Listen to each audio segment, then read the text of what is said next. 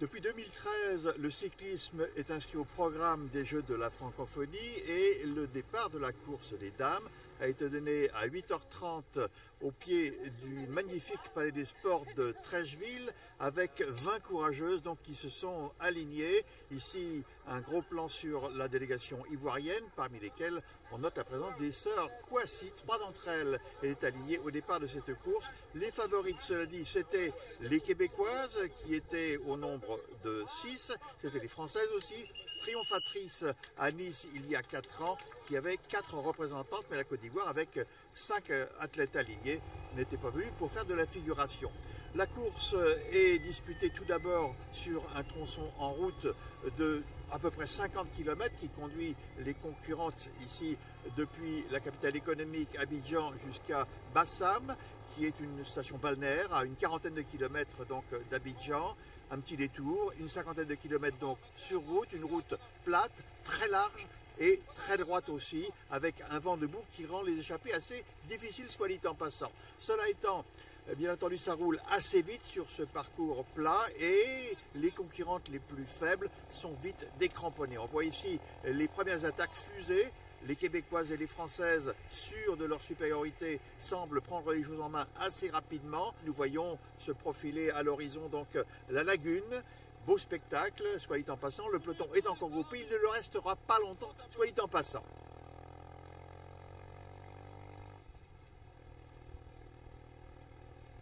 Les concurrentes se regardent et puis une première attaque ici donc, elle voit une Française se porter en tête, le Québec réagit, évidemment cela étire le peloton et les concurrentes sont assez vite distancées. Nous sommes encore dans l'agglomération abidjanaise et le groupe a perdu 2 ou 3 concurrentes déjà.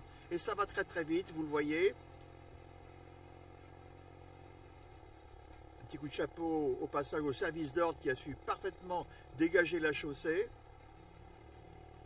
Et maintenant, une nouvelle attaque voit le peloton se scinder. Il y a une demi-douzaine de concurrentes qui sont en lice ici. Québécoises et françaises sont très présentes donc au sein de cette attaque. Le peloton, lui, est décramponné et cela semble déjà décisif, bien qu'il reste encore quelque chose comme 70 km à parcourir. Nous sommes dans les premiers kilomètres de cette course. On voit ici la présence très forte des Françaises et des Québécoises, alors que nous franchissons le péage de l'autoroute. Et on se connaît bien entre ces concurrentes, mais on ne se fait pas de cadeaux pour autant, bien entendu. On est rivales.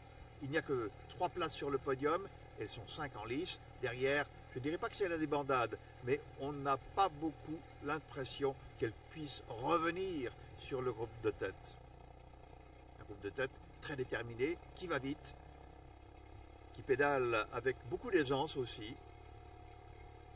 Les problèmes, ce n'est pas les déclivités, car le parcours est à peu près plat, sauf une ou 2 petites bosses dans Abidjan. C'est essentiellement une chaleur moite, mais il fait chaud actuellement en Europe, donc les concurrentes n'ont pas eu de problème d'acclimatation en quelque sorte. Le groupe de tête se voit renforcé, 3 autres viennent les rejoindre. Il s'agit d'une Roumaine en particulier. Donc une Roumaine vient retrouver Françaises et Québécoises qui sont devant. Elles sont 8 à présent et on voit la détermination bien entendu. Il s'agit de faire le trou, d'éliminer un maximum de rivales. Ça sera vite fait. Comme je disais tout à l'heure, le peloton est pour l'essentiel déjà lâché, la moitié des concurrentes est hors course alors qu'on est à peine sorti d'Abidjan. 8 concurrentes, mais bien entendu, la course d'usure ne fait que commencer. Il reste environ 70 km, l'allure ne faiblit pas.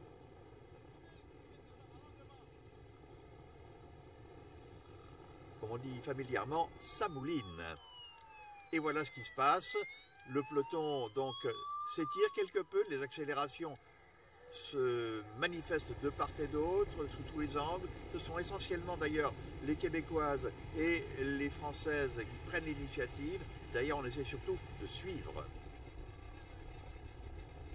Et voici une cassure. On voit 2 ou 3 concurrentes en difficulté, une dizaine de mètres derrière ce groupe de tête. Et puis on voit une concurrente ici lever le bras, c'est pour faire appel à son directeur technique, peut-être pour prendre du ravitaillement, peut-être aussi pour un petit problème technique à régler, une réparation qui se fait généralement, bien entendu, sans arrêter pour autant. Et devant, on ne se fait pas de cadeau. Ici, une des concurrentes qui se met en danseuse pour se relancer. Les changements de rythme sont brutaux parfois.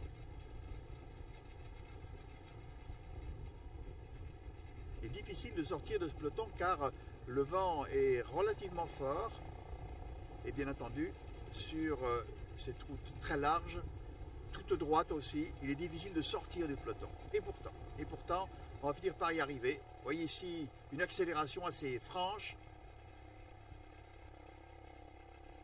Une des concurrentes québécoises qui a porté l'attaque.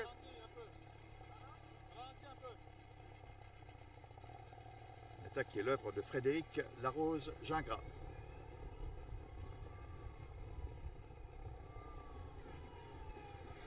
Nous arrivons maintenant sur le circuit, 3 tours encore à couvrir, 3 tours de 8 km.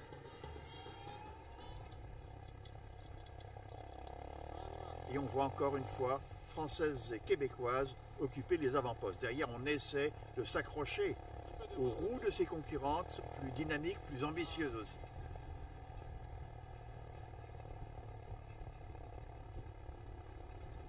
Elles sont toujours 8 pourtant. Mais on sent que derrière, en queue de peloton, il y a quelques difficultés à s'accrocher justement à ce rythme très élevé.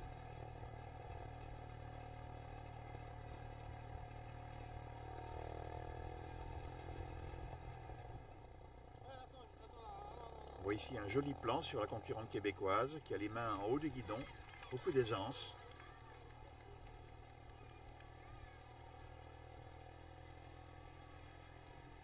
Et la foule, bien sûr, qui est assez nombreuse sur le bord de la chaussée. Nous sommes donc sur le circuit de Bassam, un circuit de 8 km. Et une allure toujours aussi vive.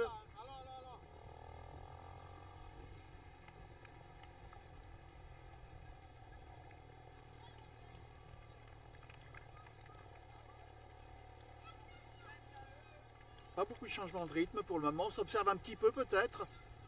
Observation toute relative quand même parce que ça va vite, très vite même.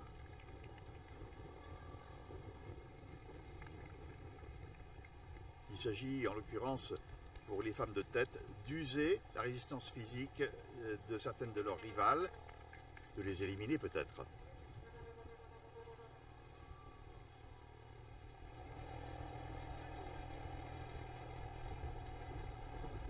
Alors ici, les concurrentes se déportent sur le côté droit de la chaussée et placent une accélération. Elle est brutale. Ce coup de rein très sec va faire une cassure. On voit immédiatement un écart se creuser, quelques dizaines de mètres. On voit en gros plan Alexa Albrecht, qui est une représentante du Canada-Québec.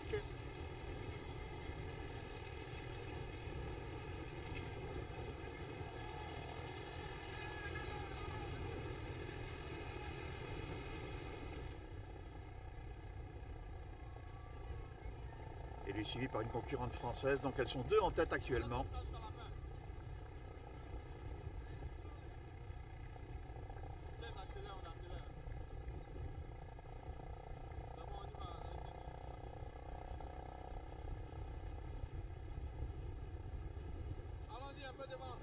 La Française Pauline Alain s'est mise dans le sillage de la concurrente québécoise. L'allure est toujours aussi vive et l'écart semble se creuser. La foule apprécie d'ailleurs, une foule nombreuse, encore une fois de plus en plus nombreuse.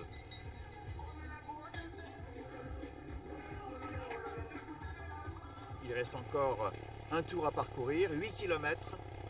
C'est beaucoup et c'est peu à la fois. On attendait un duel franco-québécois et en définitive, c'est 2 Françaises qui l'ont emporté. C'est Pauline Alain qui a pris la première place en 2 heures, 0 minutes et 29 secondes. La deuxième place est revenue à la sprinteuse Soline Lambollet, donc à 28 secondes. On avait quand même un statut de favorite au départ, mais on n'était que 4 et le Canada était quand même 6. C'était aussi des favorites, des filles avec qui on a l'habitude de courir. J'avais des coéquipières de mon équipe canadienne qui étaient présentes aujourd'hui, donc c'était des adversaires aujourd'hui et c'est pas facile à gérer. Dans le final, je me suis retrouvée avec Frédéric, qui est aussi ma coéquipière, et je pouvais pas rouler parce que nous, on avait Soline derrière pour le sprint. Et c'était pas moi la leader, c'était Soline. Donc je n'ai pas roulé et c'est vrai que je l'ai attaqué à un peu plus de 2 km de l'arrivée à la relance et elle n'a rien pu faire. Et c'est fabuleux, on fait 1, 2 et 4 aujourd'hui sans oublier Axel qui est derrière et qui a fait un super boulot, c'est super. La course des messieurs a démarré à 9h45, heure locale, avec 84 concurrents au départ. Donc les favoris, c'était les Français qui avaient dominé la course à Nice il y a 4 ans. Mais il y avait là aussi de redoutables Canadiens, une équipe marocaine bien préparée, très en confiance. Bref, du joli monde, de la concurrence. Nous sommes encore dans les rues d'Abidjan, bien sûr, ça va très très vite. Vous pouvez apprécier à quel point ça mouline ici. Le concurrent ivoirien, vraiment, il va de bon cœur, comme on dit familièrement. Ce début de course paraît paisible et pourtant, il sera perturbé par une chute au bout de quelques kilomètres à peine.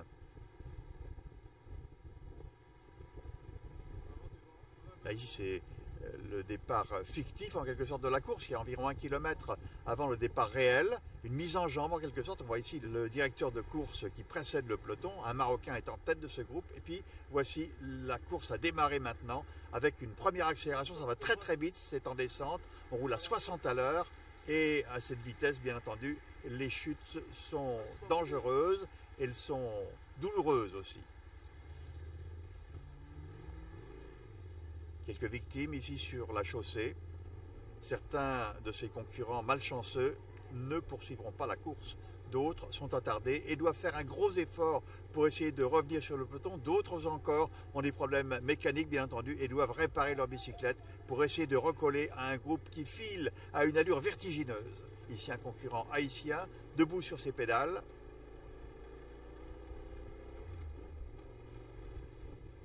Et puis, un petit groupe qui recolle peu à peu au peloton. Mais déjà, des attardés. Et devant, on ne s'ennuie pas. Marocains, Canadiens, Français, tour à tour, attaquent de part et d'autre. Ça fuse sous tous les angles. Ici, un Français qui porte un assaut. Le Marocain qui réagit. Difficile de sortir du peloton, encore une fois, comme dans la course des dames, la chaussée est très très large, c'est en ligne droite, le vent souffle de face, il est extrêmement hasardeux de sortir du peloton dans ces conditions. D'ailleurs, on n'insiste pas trop.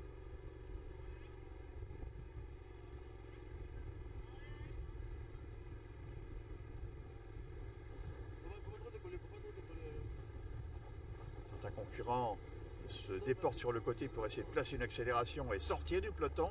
Voici une tentative ici, avec un groupe de 6 hommes. C'est ici le Marocain Soufiane Sabaoui qui a pris l'initiative. Il est vite relayé d'ailleurs. Vous pouvez apprécier l'allure, on va à 60 à l'heure, littéralement. Et les concurrents adoptent une position basse de pénétration dans l'air. Et ici, la première attaque sérieuse, elle est l'œuvre du Burkinabé Sawadogo.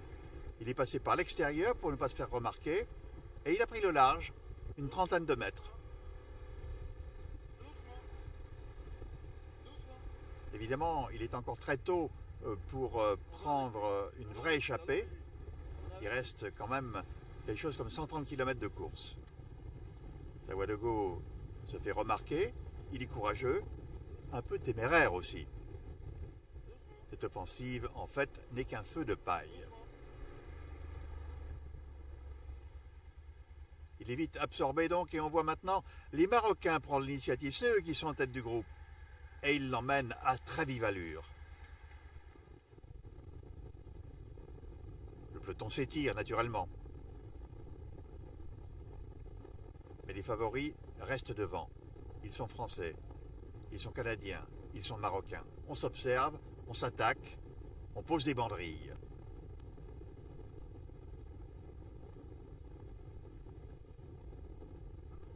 Et une nouvelle offensive ici.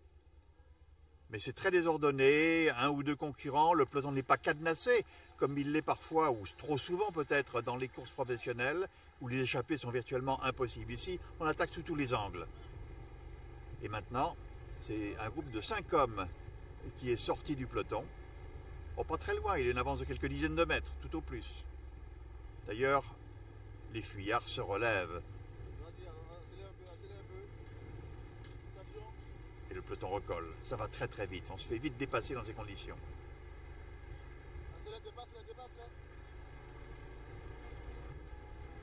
Il y a dans ce groupe de tête environ 40 à 50 coureurs. Et tous les favoris sont là, bien sûr. Les chutes ayant été provoquées par les attardés, les concurrents les moins expérimentés aussi. Nouveau changement de rythme. Ici, sous l'impulsion des Français. Et on voit les Marocains très bien groupés derrière. Ils sont là pour essayer de contrer les initiatives de leurs dangereux rivaux. L'école de cyclisme marocaine qui s'est bien préparée. Et maintenant les Québécois en relais, à leur tour d'attaquer.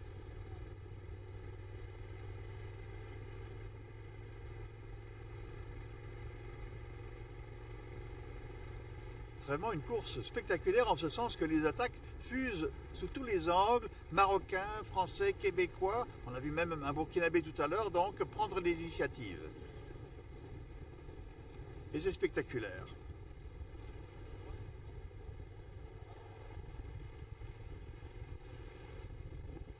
L'homme de tête est ici Elliott Doyle, un Canadien du Québec.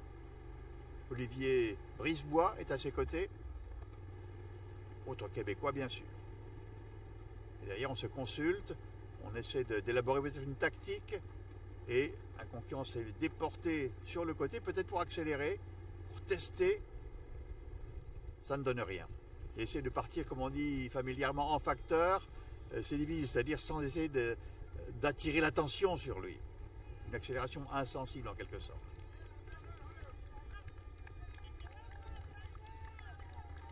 Une nouvelle tentative, assez ambitieuse celle-là. Un homme seul.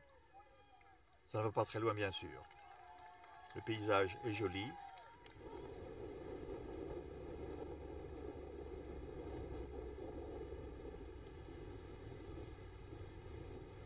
Mais je ne sais pas si les coureurs ont beaucoup le temps d'en profiter, soit dit en passant.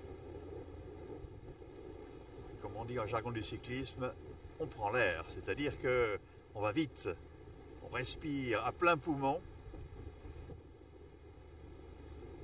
même si l'allure paraît relativement modeste. C'est très relatif car on va à plus de 40 à l'heure dans cette course. Nous verrons qu'à l'arrivée, on atteint une moyenne de 42 km 500. Et là, nous approchons de Bassam, les attaques se succèdent toujours. Et un petit groupe semble prendre l'avantage, un petit groupe qui est emmené ici par des Marocains. On retrouve toujours Marocains, Français et Québécois devant. Ce sont vraiment eux qui ont dominé cette course, qui l'ont animée aussi.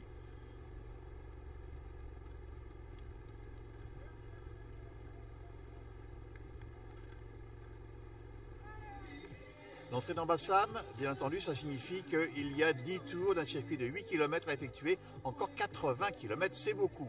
Un petit groupe semble avoir pris la fuite. L'écart est alors relativement minime. Et les concurrents en bas de peloton sont en difficulté. À l'image ici du Libanais Youssef Braid.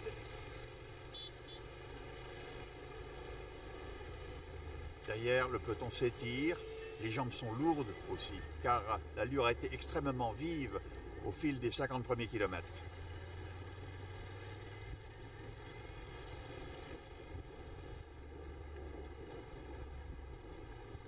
Et les nouvelles attaques s'enchaînent. Il faut éviter les trous sur la chaussée, on voit les concurrents ici donner des petits coups de volant, des coups de guidon plutôt, pour éviter justement de buter sur un nid de poule. Et puis, on attaque de nouveau. Et cette fois-ci, c'est une attaque impressionnante. Français, Québécois, Marocains, on retrouve toujours les mêmes.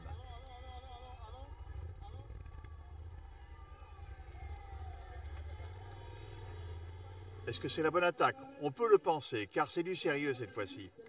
Les hommes de tête sont au nombre de 5.